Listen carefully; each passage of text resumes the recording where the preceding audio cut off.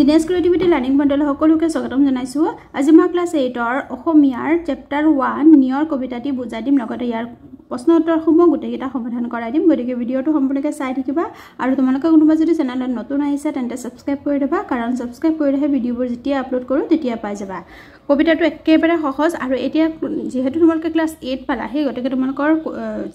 কবিতা লিখিবলৈ নাহে, তোমালোকে কবিতাৰ মূল ভাৱ আহিব। অ'কে, কবিতাৰ সলনি কবিতাৰ মূল ভাৱবোৰ লিখিব আহিব। গতিকে ভালকৈ কবিতাবোৰ বুজিব লাগিব। আগতে তোমালোকে নুবুজিলেও কবিতাটো মুখস্থ কৰি দিছা, হৈ গ'ল, কিন্তু এতিয়া তোমালোকে কবিতাবোৰ বুজিব লাগিব, তেতিয়াহে মূল ভাৱ কৰিব পাৰিবা।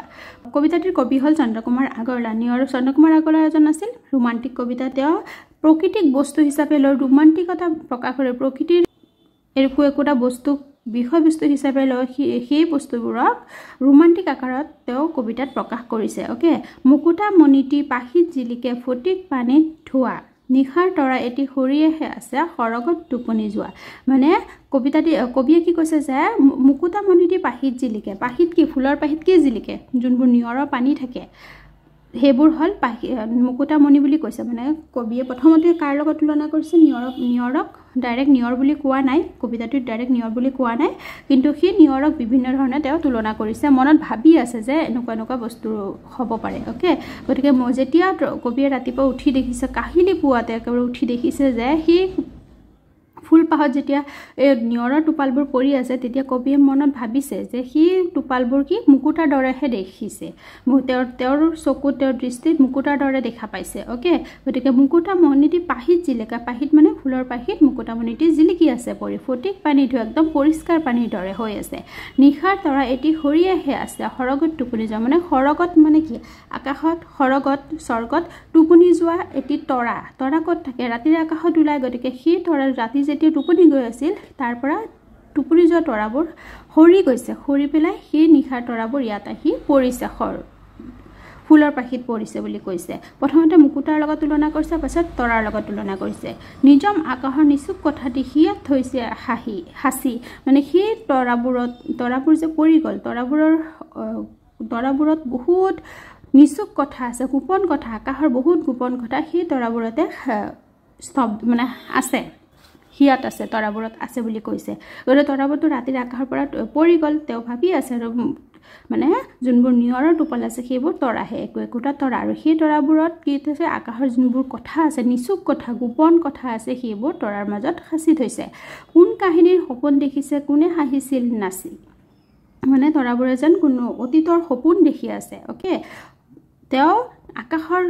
গোপন কথাবোৰ জনাৰ লগতে তেওঁ অতীতৰ সপোনো দেখি আছে। ফুলনিত কোনে নিশা নাচিছিল ছিগি ৰৈ গ'ল মণি, মানে তেওঁ আকৌ কৈছে যে ফুলনিত কোনোবা যে নাচিছিলে, আৰু সেই নাচি থাকোঁতে নাচনীৰ যোনটো মণিয়ে থাকে, ডিঙিৰ মণি থাকে, তেওঁ সেইবোৰ ছিগি ৰ'ল, ছিগি পেলাই সেই ফুলৰ পাহিত ৰৈ গৈছে। গতিকে মণিৰ লগত তুলনা কৰিছে। তাৰপিছত ৰঙিলীৰ ভাৱ হাঁহি নাচনৰ ৰ'ল চিন এই কণী, মানে কি সেই নৃত্যৰতা নাচনীয়ে যে নাচিছিলে, তেওঁলোকৰ হাঁহি আৰু নাচনৰ চিন হিচাপে সেই মণিটো আছে। মানে তেওঁলোকে হাঁহি ধেমালি কৰিছিলে, নাচিছিলে, যাৰ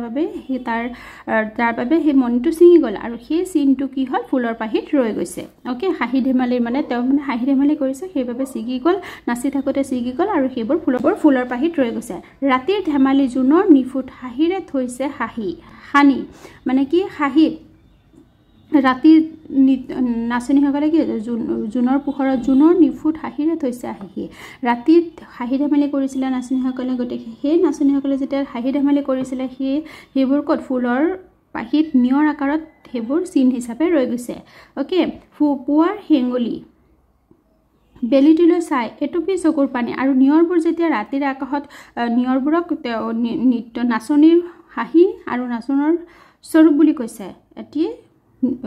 চিন বুলি কৈছে। কিন্তু সেই নিয়ৰত যেতিয়া ৰাতিপুৱাৰ বেলি পৰে, ৰঙা বেলিটো পৰি যায়, ৰাতিপুৱাৰ ৰঙা বেলিটো পৰে, তেতিয়া কি হয়? ৰঙা বেলি পৰাৰ লগে লগে কি হয়? সেইবোৰ তাৰ নিয়ৰৰ যোনটো উজ্জ্বলতা থাকে সেইটো কমি যায় ওকে চকুৰ পানীৰ দৰে হৈ যায় নিয়ৰ কলিৰে শুভে ফুলজুপি চাইছো ভাবতে হাঁহি মানে নিয়ৰ ফুল কলিৰে শুভে ফুলজুপি নিয়ৰ যে পৰি থাকে ফুলজোপাত যেতিয়া ফুল এজোপাত যেতিয়া নিয়ৰৰ টোপালবোৰ পৰি থাকে চাবাচোন দেখিবলৈ কিমান ধুনীয়া লাগে গতিকে হেতুকে কৈছে দেখিবলৈ ধুনীয়া লাগে হাই কি বিষম পেলালে বাৱে জুকাৰি ফুলৰ পাহি আৰু কি বিষম পেলালে মানে বায়ু মানে বতাহ এজাক বতাহ দিয়াৰ লগে লগে এই নিয়ৰৰ টোপালবোৰ সৰি পৰিছে তাৰ লগে লগে কবিৰ মনতো বিষম মানে কি দুখৰ ভাৱৰ সঞ্চাৰ কৰিছে দুখ আহি গৈছে নিয়ৰবোৰ পৰাৰ লগে লগে ওকে এটি বহুত ধুনীয়া কবিতা হয় গতিকে তোমালোকে আশা কৰিছো তোমালোকে কবিতাটো বুজি পাইছা আৰু এতিয়া মই ইয়াৰ কোৱেশ্চন আনসাৰ সময় দি দিম লগতে তোমালোকে এইবোৰ প্ৰশ্নোত্তৰসমূহ ভালকে পঢ়ি চন্দ্ৰকুমাৰ আগৰৱালাৰ ওপৰত ভালকে পঢ়িবা এইবোৰ তোমালোকে ক্লাছ 10 হাই সেকেন্ডাৰী এইবোৰলৈকে তোমালোকে লাগিয়ে থাকিব তেওঁৰ ওপৰত চন্দ্ৰকুমাৰ আগৰৱালা লক্ষ্মীনাথ বেজবৰুৱা হেমচন্দ্ৰ গোস্বামী এওঁলোকৰ ওপৰত লাগিয়ে থাকিব গতিকে ভালকে পঢ়িবা যে এতিয়া আছে পিছলৈকে নাপাবা হেতু নহয় পিছলৈকে পাই থাকিবা দে এতিয়া চন্দ্ৰকুমাৰ আগৰৱালা এটা most important question Chandra Kumar Agarwala শ্ৰেষ্ঠ কবিতা পুথিখনৰ নাম কি প্ৰতিমা এটো বহুত ইম্পৰ্টেন্ট তেওঁ কি হিচাপে জনা যায় প্ৰতিমাৰ খনিকৰ বুলি জনা যায় দে প্ৰতিমাৰ খনিকৰ চন্দ্ৰকুমাৰ আগৰৱালা প্ৰতিমাৰ খনিকৰ কোন চন্দ্ৰকুমাৰ আগৰৱালা তাৰ পিছত জোনাকীৰ প্ৰথম সম্পাদক কোন চন্দ্ৰকুমাৰ আগৰৱালা জোনাকী কাকতৰ প্ৰথম সম্পাদকো আছিল চন্দ্ৰকুমাৰ আগৰৱালা গতিকে তোমালোকে এইবোৰ কোৱেশ্চন কোনটো কোৱেশ্চন আহিছে ঠিক নাই গতিকে তোমালোকে তেওঁলোকৰ বিষয়ে ভালকে বুজি ৰাখিবা এতিয়া চোৱা 2 নম্বৰ কটো মুকুতামণিটো বুলি কবি কিহক বুজাইছে মুকুতামণিটো কবি কিহক বুজাইছে মুকুতামণিটো বুলি কবি নিয়ৰক বুজাইছে একেবাৰে সহজ তাৰ পিছত খ নম্বৰটো নিয়ৰক কবিয়ে কাৰ লগত তুলনা কৰিছে নিয়ৰক কবিয়ে প্ৰথমতে কি মুকুতামণিৰ লগত তুলনা কৰিছে আৰু নিখাৰ তৰাৰ লগত কবিয়ে নিয়ৰক নিখাৰ তৰা আৰু মুকুতামণিৰ লগত তুলনা কৰিছে তাৰ পিছত গ নম্বৰটো নিয়ৰে হিয়াত হাসি থোৱাৰ কথা কৈছে নিয়ৰে হিয়াত নিজম আকাশৰ নিচুক কথা দি হাসি থোৱাৰ কথা কৈছে ফুলনিত কি ছিগি ৰৈ গল ফুলনিত নিখা নাচা নাচনীৰ ডিঙিৰ মণি ছিগি ৰল এটো তাৰ পিছত ঘ নম্বৰটো ফুলনিত কি ছিগি উঙ নম্বৰটো কবি কি খৰি থকাৰ কথা কৈছে কবিয়ে নিখাৰ তৰা এটি নিয়ৰ হৈ খৰি থকাৰ কথা কৈছে একেবাৰে সহজ কোৱেশ্চন আনসাৰবোৰ আৰু তোমালোকে যদি বুজি পোৱা তেন্তে নিজে বনায়ও লিখিব পাৰা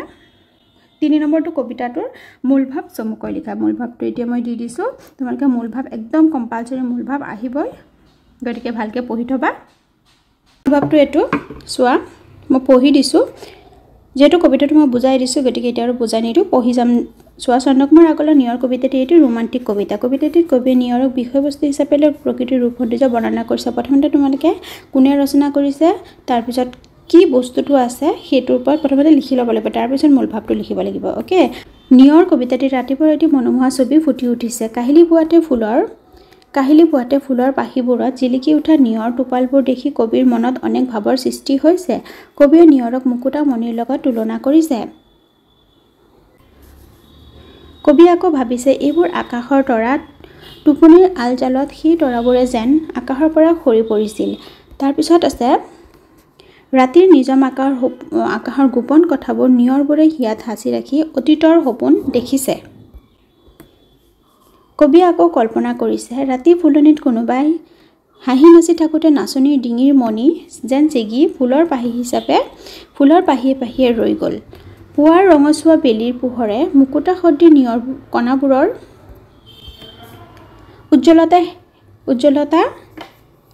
উজ্জ্বলতা হেৰাই গল নহয় উজ্জ্বলতা হেৰুৱাই পেলালে এনেকে লিখিবা হেৰুৱাই হতেকাৰে হে ৰয়ৰু হেৰু অব্বতকাৰে আ হসই হেৰুৱাই এটো ৱৰ্ড লিখিবা হেৰুৱাই পেলালে তাৰপিছত এজাক বতাহে যেন ফুলৰ পতিত নহয় পাহিত ফুলৰ পাহিত লিখিবা এনেকে পতকা পা হতস্কে হি তপাহিত টাইপিং মিস্টেক হৈ গল পতিত নহয় পাহিত ফুলৰ পাহিত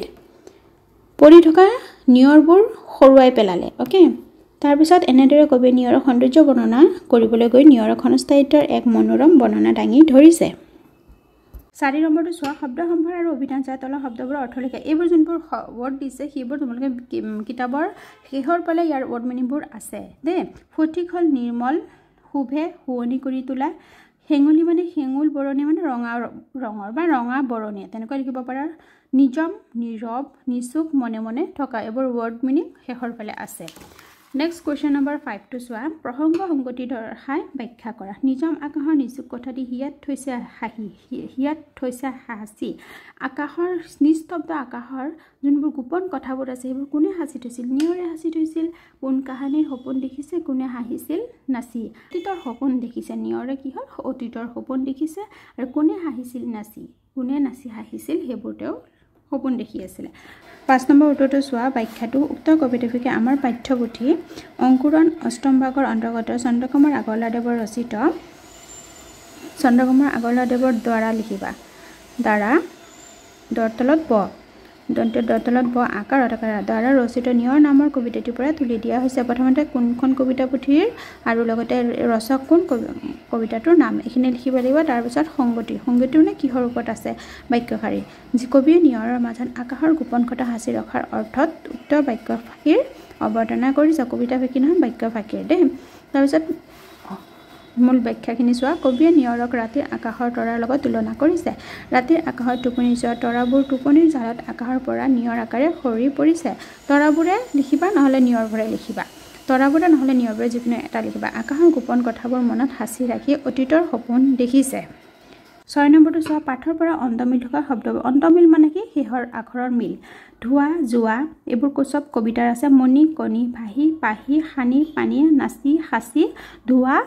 জুৱা ধোৱা ওকে এইবোৰ হল নেক্সট কোৱেশ্চন নম্বৰ 7 টো চোৱা সমাৰ্থক শব্দৰ বিপৰীত শব্দ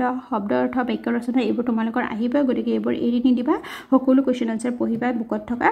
উল্লেখিত শব্দবোৰ সমাৰ্থক শব্দ লিখা টোপনি নিদ্ৰা মানে একে শব্দ টোপনি আৰু কি নামেৰে জনা যায় নিশা মানে কি ৰাতি ৰবি মানে কি বেলি মানে ৰবি সপোন স্বপ্ন পানী জল আকাশ গগন ফুল কুসুম চকু নয়ন 8 নম্বৰটো বিপৰীত অৰ্থ বুজা শব্দ লিখা সিগা নিসিগা পুৱা সন্ধিয়া নিজম হুলস্থুলিয়া খৰক নৰক দিন মৰটো হ'ব তাৰ পিছত বেছিভাগ নৰকটো লিখিলে বেছি ভাল হ'ব দিন ৰাতি হাঁহি কান্দুন এতিয়া বাক্য ৰচনা সমচোৱা 9 নম্বৰ বাক্য ৰচনাখিনি চোৱা মুকুতা কাহিলি পুৱা নিয়ৰৰ টোপাল মুকুতা মণিৰ দৰে জিলিকি উঠে পাহি বতাহ জাকে ফুলৰ পাহিবোৰ সৰি পৰিছে বতাহ জাক ফুলৰ পাহিবোৰ সৰি পেলাইছে হৰাই পেলাইছে দেই হৰাই পেলাইছে হ'ব খুবে নিয়ৰৰ কণাই ফুলৰ শোভা বঢ়াই এটো আজ দিবা নিশ্চয় কবি অন্তৰৰ নিশ্চয় কথাবোৰ কবিতাটিৰ জৰিয়তে প্ৰকাশ কৰিছে নেক্সট হ'ব ফটিক নিয়ৰৰ কণাবোৰ ফটিক পানীৰে ধোৱা মুকুতা মণিৰ দৰে উজ্জ্বল গতিকে তো ফটিকটোৰ তলত আজ দিবা যোনটো মেইনৰ হেটো তলত এনেকৈ আজ দি দিবা নম্বৰ 4 আৰু 5 তোমালোকৰ কিছুমান এইবোৰ দিছে নহয় তৎসম শব্দ অৰ্ধতৎসম শব্দ এইবোৰৰ বিষয়ে তোমালোকে জানি ৰাখিবা তদ্ভৱ শব্দ তৎসম অৰ্ধতৎসম আৰু তদ্ভৱ সংস্কৃতমূলীয় শব্দবোৰ প্ৰধানকৈ কেইটা ভাগত ভাগ কৰা হয় তিনিটা ভাগত তৎসম অৰ্ধতৎসম আৰু তদ্ভৱ ওকে গতিকে এটো চোৱা তৎসম যিবোৰ সংস্কৃত শব্দ পুনে আহি অসমীয়া ভাষাত প্ৰৱেশ কৰে সেইবোৰক তৎসম শব্দ বোলে তৎসম শব্দৰ ৰূপ বানান এতিয়া সংস্কৃতৰ দৰে একেই মানে আকাশটো আকাশ হিচাপে আছে সেইবোৰ হল তৎসম মানে সংস্কৃতৰ পৰা আহিছে একো চেঞ্জ হোৱা নাই অশ্ব বংশ এইবোৰ হল মানে যেনেকৈ আছে তেনেকৈ আমাৰ অসমীয়া ভাষাটো লিখা হয় তাৰপিছত অৰ্ধতৎসম মানে কি যোনবোৰ তৎসম শব্দত সংযুক্তি ব্যঞ্জনৰ মাজত স্বৰবৰ্ণ সোমাই শব্দবোৰ মানে যুক্ত ব্যঞ্জনৰ মাজত কি স্বৰবৰ্ণ সোমাই যায় ওকে স্বৰবৰ্ণ সোমাই শব্দবোৰ ভাঙি উচ্চাৰণ সৰল কৰা হয় এতিয়া চোৱা ভক্তিটো কি ভাঙি পেলাই পঢ়ো ভকতি ওকে ভক্তি এই কটো হৈ যায় ভাঙি পেলাই মাজত ক হিচাপে ক হৈ যায় মুকুতা স্নেহ চেনে প্ৰীতি শব্দ শব্দ এটোতো লিখা এতিয়া আমাৰ এটো হল অৰ্ধতৎসম ৰূপ কিন্তু অৰ্ধতৎসম শব্দটো এতিয়া আমাৰ লিখা নহয় শস্য হৈছ দৰ্শন এনেকৈ তাৰ পিছত তদ্ভৱ মানে কি যোনটো একেবাৰে চেঞ্জ হৈ গৈছে যিবোৰ সংস্কৃত শব্দ পুনে অসমীয়া ভাষাত ব্যৱহাৰ নহয় পালি প্ৰাকৃত আদিৰ মাজেৰে ৰূপ সলনি হৈ আহি অসমীয়া ভাষাত সোমাইছে মানে সংস্কৃতৰ পিছত পালি প্ৰাকৃত এইবোৰ আহিছে গতিকে পালি প্ৰাকৃত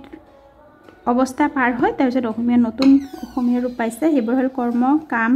হস্ত হাত সৰ্প হাত এইবোৰ হল ওয়াৰ্ড মিনিং তেওঁলোকৰ ওয়াৰ্ড মিনিংবোৰ জানি ৰাখিবা যে কৰ্মৰ তদ্ভৱ ৰূপ কি এনেকা আহিব পাৰে নেক্সট ইংৰাজী শব্দ স্কুল অসমীয়া ৰূপ ইঞ্জিন কিছুমান শব্দ আছে যোনবোৰ এতিয়াও অসমীয়াটো সেই তেনেকৈ কয় ইংৰাজী শব্দবোৰ অসমীয়াটো তেনেকৈ কয় ওকে নেক্সট 11 নম্বৰটো চোৱা দৈনন্দিন জীৱনত বিভিন্ন ক্ষেত্ৰত তুমি ইংৰাজী ব্যৱহাৰ কৰা হয় সেইবোৰ অসমীয়াত আমি সেই একেদৰে লিখো কি স্কুল শিক্ষা সম্বন্ধে কি কি স্কুল পেন্সিল ৰবৰ এইবোৰ আমি অসমীয়া ইংৰাজীত একেধৰণে কওঁ সম্বন্ধে ক্ৰিকেট ফুটবল বেডমিণ্টন যান বাহন সম্পৰ্কীয় স্কুটাৰ বাইক বাছ এৰোপ্লেন এইবোৰ আমি অসমীয়াৰ ইংৰাজীত একেধৰণে কওঁ তাৰপিছত পোছাক পাতি ফ্ৰক শাৰ্ট কোট লং পেণ্ট আচবাবৰ ক্ষেত্ৰত টেবুল চেয়াৰ ফেন ফ্ৰিজ গেছ বাচন বৰ্তন কাপ প্লেট ট্ৰে কুকাৰ তাৰপিছত 12 নম্বৰটো চোৱা এটা শব্দ প্ৰকাশ কৰা আহিব তোমালোক ভালকে শিকি ৰাখিবা যি আনৰ উন্নতি দেখিব নোৱাৰে চকু চৰাহা একে মাকৰ সন্তান সহুদৰ যাৰ ঘৰবাৰী নাই অঘৰী যিজনে ভাল বেয়া স্বীকাৰ কৰিব নোৱাৰে অবিবেচক যি আগে হোৱা নাই অভূতপূৰ্ব তাৰপিছত 13 নম্বৰটো তোমালোক কিছুমান খণ্ডবাক্য দিছে এবোৰৰ মিনিংবোৰ ইয়াতে আছে কিন্তু তোমালোক বাক্য ৰচনা কৰাত লিখিব দিছে গতিকে মিনিংবোৰ আহিব পাৰে লিখিবলৈ বাক্য ৰচনা লিখিব আহিব পাৰে মিনিংটো জানি থবা তৰানৰ সিঙি মানে বৰকৈ বেগাই ইমান বেগাই যে উজুটিত বন আদি সিঙি যায় সৰুটো লিখিবা আকাশত চাং পতা অস্বাভাৱিক কল্পনা কৰা পানী তলৰকাই নেদেখা বিপদ অজ্ঞাত শত্ৰু এবোৰৰ বাক্য ৰচনা দি দিছো এতিয়া চোৱা ইয়াত মই অকল বাক্য ৰচনাখিনি লিখি দিছো মিনিংটো ইয়াৰ মিনিংটো আছে অৰ্থটো তৰণাৰ সিঙি মানে ভূমিকম্প অহাৰ বাবে সকলোৱে তৰণাৰ সিঙি দৌৰিছে তাৰপিছত আকাশত চাং পতা মানুহে জীৱনত উন্নতি কৰিব নোৱাৰে এটো ৰ হ'ব দে নোৱাৰে তাৰপিছৰটো হ'ব পানীৰ তলৰ কাইটৰ দৰে মানুহৰ জীৱনত এটো লিখিব নালাগে দৰে মানুহৰ জীৱনত অনেক নেদেখা বিপদ থাকে কথা চহকি ৰিমাৰ কথা চহকি স্বভাৱৰ বাবে কোনে তাক গুৰুত্ব নিদিয়ে হিয়াৰ আমঠু আইতাকৰ কাৰণে নাতি নাতিনি হিয়াৰ আমঠু স্বৰূপ অলিক সপোন ৰামে অনবৰতে অলিক কল্পনা কৰি থাকে চকু চৰা মানুহৰ পৰা সদায় দূৰত থাকিব লাগে নেক্সট কোৱেশ্চন নম্বৰ 14 টো চোৱা 14 টো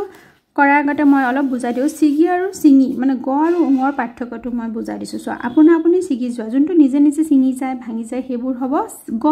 উচ্চাৰণ বাৰ উঙটো কি দুই বা অধিক খণ্ড বা টুকুৰা কৰি বেলেগ কৰা মানে নিজে যোনটো টুকুৰা কৰা সিঙি দিয়া হেতু হ'ব উঙ হ'ব ওকে ভাগিৰ অৰ্থ আপুনি ভাঙি যোৱা আৰু ভাঙি মানে অন কাৰক বা আনে দুখৰ কৰা আনে ভাঙা বা আনে টুকুৰা কৰা ওকে ইয়াত আছে মেৰামতি নকৰাৰ বাবে জহি ঘৰটো মেৰামতি কৰা না কোনো একো কৰা না গতিকে বতাহত নিজে ভাগি গৈছে এটোত গ হ'ব ওকে যদি কোনোবা ভাঙি পেলাইছে তেতিয়া উঙ হল হয় ধুমুহাই ঘৰটো দেশ পেলালে ধুমুহাই পেলাইছে গতিকে কোনবা এটা বস্তুই পেলাইছে গতিকে উঙ হ'ব ভাঙি পেলাইছে ওকে পুৰণি হোৱা বাবে ৰছিডাল দেশ থাকিল সিগি থাকিলে গ কি হৈছে কাৰণ পুৰণি হোৱাৰ বাবে নিজে সিঙি গল জোৰকৈ টানিছে গতিকে ৰছিডাল কি